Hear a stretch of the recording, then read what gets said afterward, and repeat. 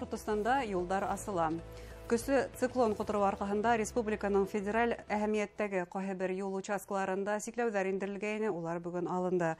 Хавымыгыз эфирда интервью студияла Гөлсемә Эштанова һәм безнең программабызның кунагы юл хәрәкәте хәвефһезлеге дәүләт инспекциясе өлкән инспекторы Ленар Зиноров. Хавымыгыз.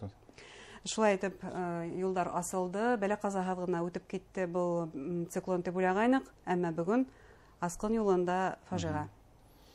Айы кызганычка каршы һава торышы үзенең йогынтысын ясый, юлда булган хәрәкәткә һәм дә анда булган хәвефсезлеккә.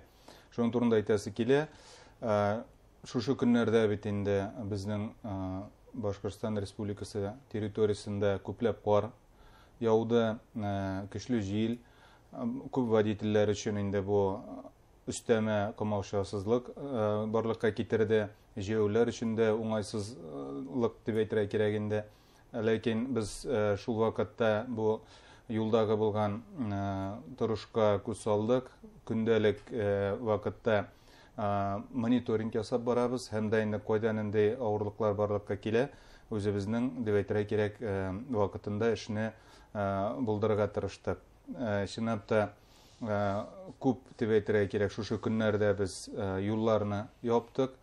Бу иң беренче чиратта инде шушы юлларның хуҗалары дип әйтергә кирәк инде. Алар белән берлектә, алар белән киңәшләшеп, шушы үткән елларда булган аварияларны күз алдында тотып, тиз арада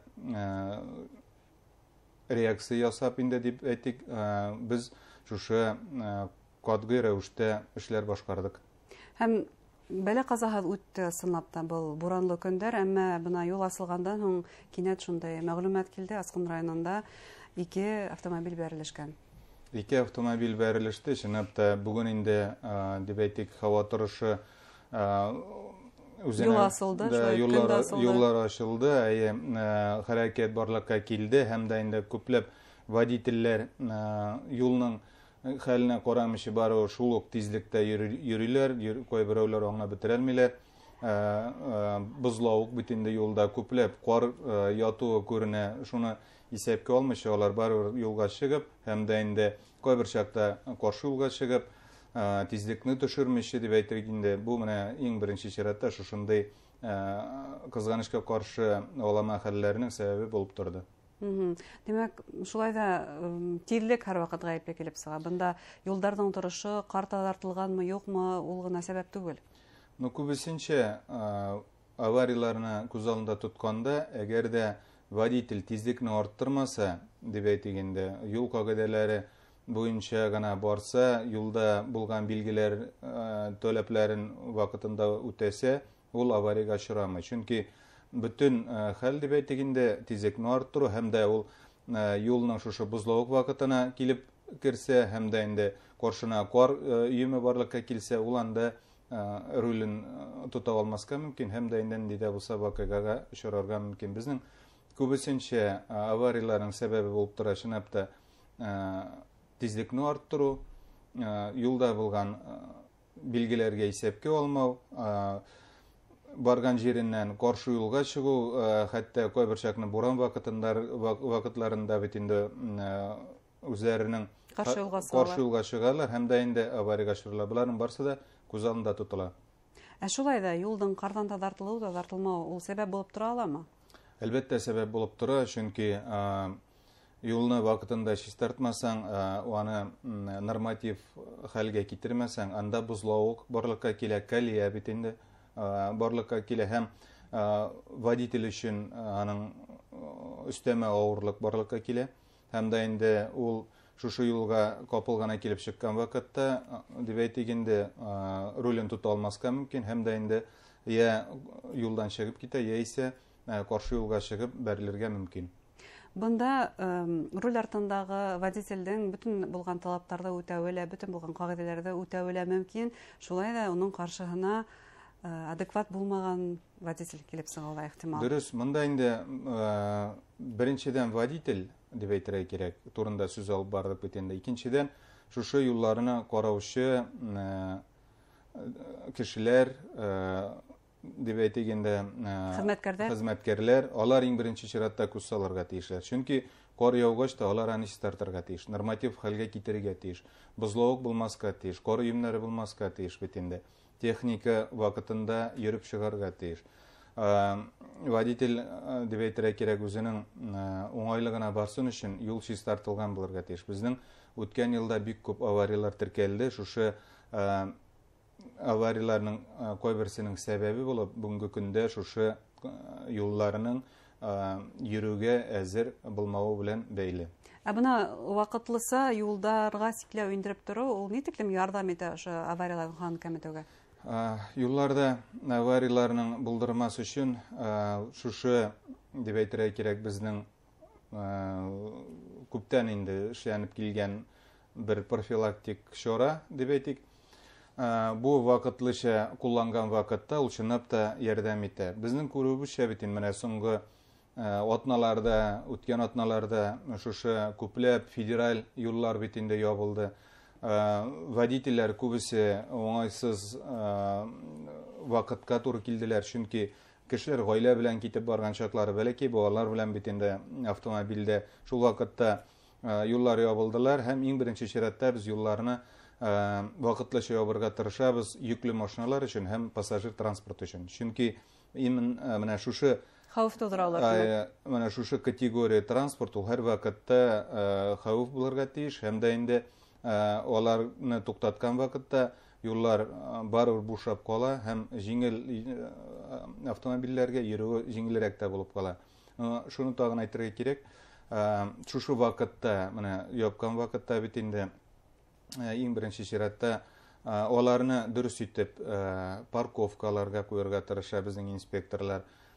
Пассажир транспортына бит инде дөрес итеп урын билгеләргә кирәк, чөнки аларны туктатып кына түгел, бит инде аларның өстенә барып менергә мөмкин, әгәр дә шәп килгән артыннан килгән автомобиль булса. Шуңа күрә мондый чараларны һәр берсендә вакытында үтәгән вакытта гына авариялар саны аз була. Шушы бураннар турында әйтеп киткәндә, безнең январь аенда, мәсәлән, 8 январьда, 18 январьда шушындый күпләп кар яуган вакытта без туктаттык, бик күпләп 30дан артык дип әйтгәндә вакытлыча транспорт туктатылды бит инде. Шул вакытта хәтта бер тәүлек ичендә 2 юл авариясе теркәлде. Алары да берникадәр травмалар алган гына булып чыктылар водительләр һәм пассажирлар. Калганнарында бер халак булган кеше дә булмады һәм дә инде күпләп аварияларда теркәлмәде. Димәк, профилактика сарыгы буларак бу алым эшләй дип әйтә алабыз. Һәм һеҙҙең хеҙмәткәрҙәр был ябылған трассаларда ла эшләйдер моғайында?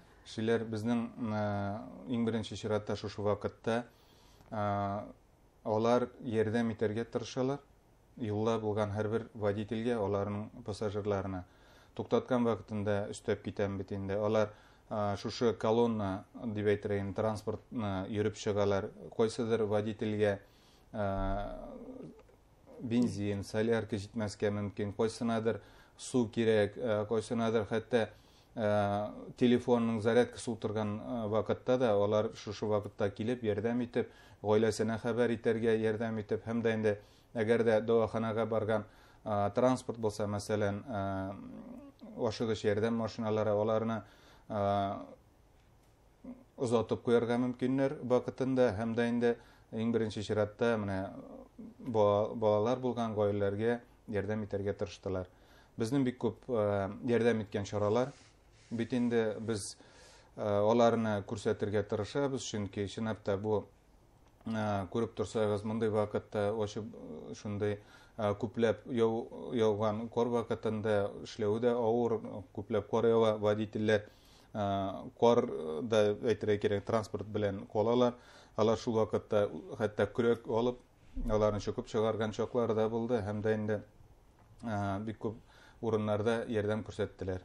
Бuna bunday осракта буран булганда, әлбәттә, коткаручылар алар һәр вакыт юлга сыкмай торырга киңәш итә. Шулай да юлга сыгалар, ул көченә артык ышануымы, әллә безнең мине урап бетер дигән Россия характерымы, менталитетымы. Шулай да бунда юлга сыгаһың икән, һинең автомобилеңдә, водительнең автомобилендә нимә булырга тиеш? Ниндәй предметтар мутлак? Айшынапта юлга чыгар алдыннан, озун юлга чыгар алдыннан иң беренче чиратта һава торышын карарга кирәк.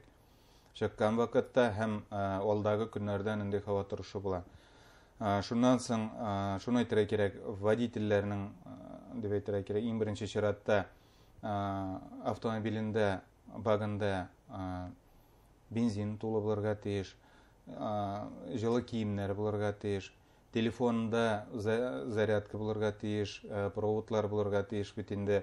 Әгәр дә, мәсәлән, карда батырга туры килсә, трос булырга тиеш бит инде тартып чыгарырга. Һәм дә шундый вакытларда гына, әгәр дә бик кирәк икән, юлга чыккансың икән, һәм дә инде берникадәр барыр, азык та аларга кирәктер дип әйтәм инде, чөнки термос белән чәй, шунда әзрәк бутербродмы, шундыйрак әйберләр алсаң да, хәтта алар да ярдәм итәргә мөмкин. Ринат Шамилович, бына ял көндәр якынлаша. Кемдердер якын тирә районнарга, авылларга якындарына кайтырга бәлки йыйныр. Юлдар ябылуы көтеләме, юкмы булар ала ял көндәрендә? Мин түгел генә әйтә алмаячакмын, чөнки һава торышы үзгәреп тора. Без аны, мәсәлән, баш гидромет станцияларына үзебез карыйбыз, чөнки әгәр дә шундый һава торышының үзгәрүе көтелсә, без инде иң беренче чиратта безнең официаль дип әйтергә кирәк инде сайтта язабыз, аккаунтларда безнең җитәкчебез Владимир Александрович Севастьяновның бит инде Telegram каналында без һәр вакытта күреп торабыз аның һава торышында нинди юллар ябыла, нинди юллар ачыла, аның турында да гел язып тора. Шуңа күрә шул вакытта водительләргә күз салырга кирәк.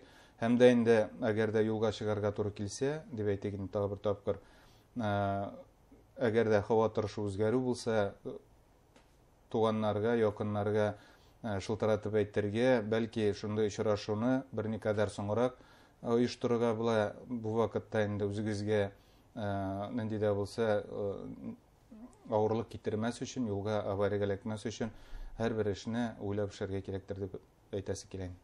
Зур рәхмәт һеҙгә әңгәмәгеҙ өсөн һәм кәңәштәрегеҙгә. Үзегезгә рәхмәт. Хөрмәтле тамашасылар, безнең студияла юл хәрәкәте хәвефһеҙлеге дәүләт инспекцияһы өлкән инспекторы Ленар Зинуров булды. Игътибарығыҙға зур рәхмәт.